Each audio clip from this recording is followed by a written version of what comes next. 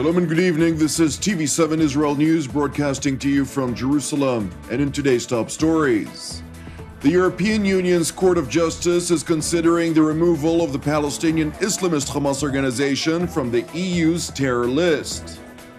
Prime Minister Benjamin Netanyahu, during his address to the UN General Assembly, extends an invitation to Palestinian President Mahmoud Abbas to directly address the Israeli public at the Israeli parliament in Jerusalem, the Knesset.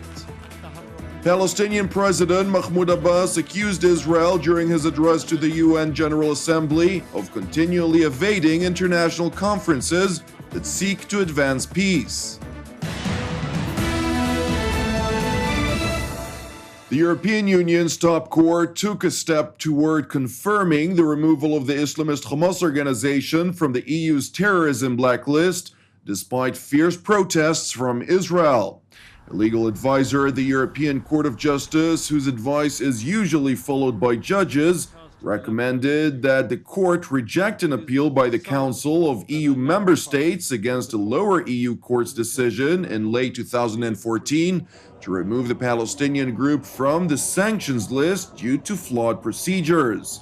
Israel responded to the recommendation by the EU's legal advisor on Hamas, which controls the Gaza Strip and is still considered a terror organization by both Israel and the United States, saying the matter at hand was only a legal opinion, which is not binding on the court and is part of the European judicial process. The Israeli Foreign Ministry spokesman Emmanuel Nachshon told TV7 that Israel is convinced that the European Union will do all that is required in order to keep Hamas, which is an active terrorist organization, on the EU's terror list. He noted that Jerusalem was following the matter closely and is waiting for the full recommendation to be published.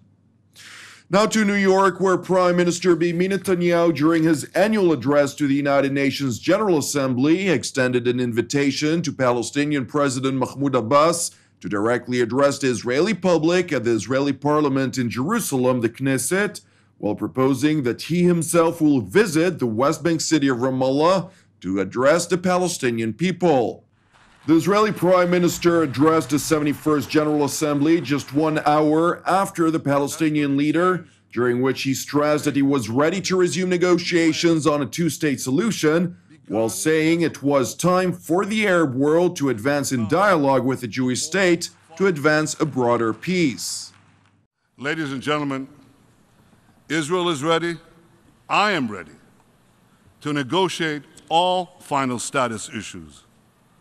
But one thing I will never negotiate: our right to the one and only Jewish state.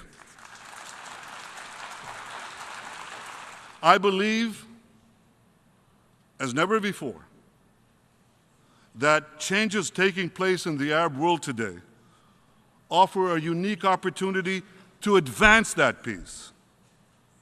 I commend President Sisi of Egypt for his efforts to advance peace and stability in our region.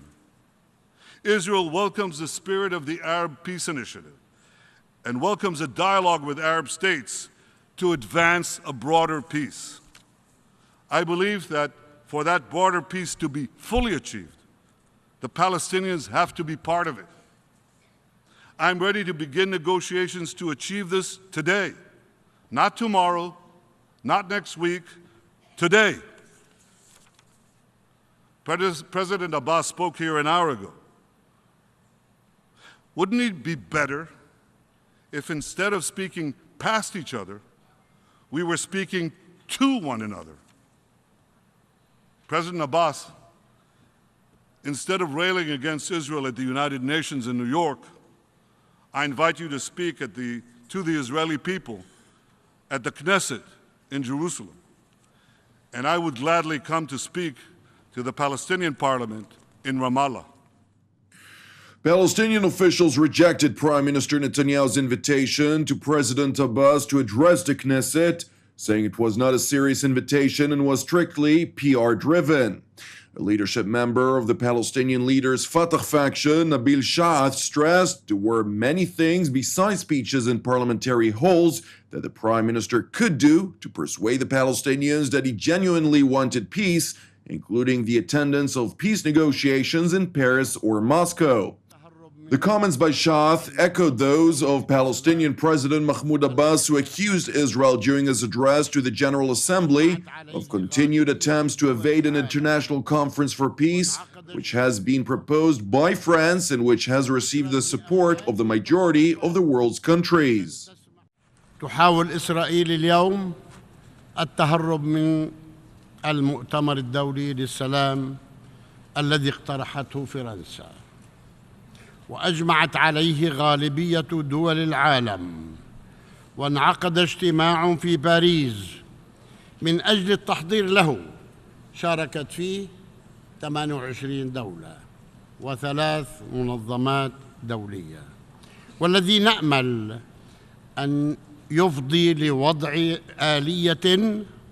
آلية وسقف زمني محدد لإنهاء الاحتلال وفق قرارات الشرعية الدولية ومبدأ الأرض مقابل السلام ومبادرة السلام العربية التي تنص أيضاً على حل عادل ومتفق عليه لقضية اللاجئين حسب القرار 194، آملين من جميع دول العالم دعم عقد المؤتمر الدولي للسلام قبل نهاية هذا العام.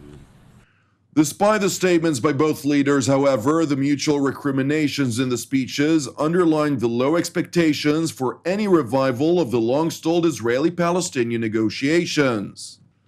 Now to another matter, Prime Minister Benjamin Netanyahu explained Russia's possible interest in cooperating with the Jewish state during a discussion organized by an American think tank, stressing that mutual interests between Moscow and Jerusalem have materialized a coordination mechanism that is meant to avoid unnecessary clashes between the two countries in Syria. I think Russia has variegated interests. The first interest is to make sure that militant Islam doesn't penetrate and destabilize Russia. There are many millions of Muslims in Russia, including in Greater Moscow. I think it's up to 2 million. And the concern that Russia has, which many other countries have, is that these populations would be radicalized. And so I think that explains part, not all, but part of what Mr. Putin is doing in Syria. I think they'd like to cut it at the source, as do others. Obviously, the United States would like to do it, and the other countries that are participating in the coalition. The first thing is block militant Islam at its source, and especially the Daesh phenomenon. For that, they make strange alliances. I mean, I said we can actually have our forces shoot down each other's planes. I think a few weeks later something happened to that effect, but not with Israel. Or we can avoid it. So periodically we have to sort of tighten the bolts, because not everything that is said at the top necessarily reaches the bottom levels, the field levels. They do on the Israeli side, but they don't necessarily always do so on the other side. So the second thing is we want to avoid a clash. What is Mr. Putin's interest? He definitely doesn't want to have that happen.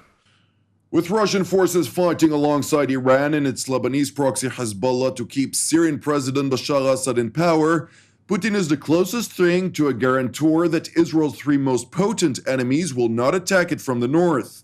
Netanyahu can offer Putin reciprocal Israeli restraint in Syria, where Russia maintains a strategic Mediterranean base, and a chance to play a greater role in Israeli-Palestinian peacemaking that has long been dominated by the United States.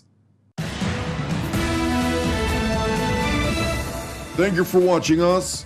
Praying for the peace of Israel and the peace of Jerusalem. I'm Jonathan Hessen. Have an Erev Tov and Shabbat Shalom. We will see you again on Monday at the same time.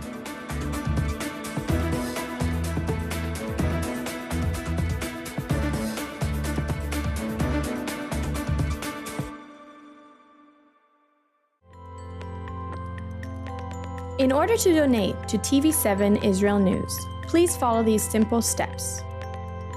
First, press the Donate logo, located at the bottom left side of TV7 Israel News Facebook page, or on the Donate tab at the head of the page. Then insert the amount you'd like to donate, and fill in your credit card information. Just like this. And press Review Donation and continue. After reviewing your donation details, please press Donate to finalize your donation. That's it! Your donation is now complete, and an email with your donation details has been sent to your email address. You can also print your donation receipt by pressing the link here. Thank you for supporting TV7 Israel News.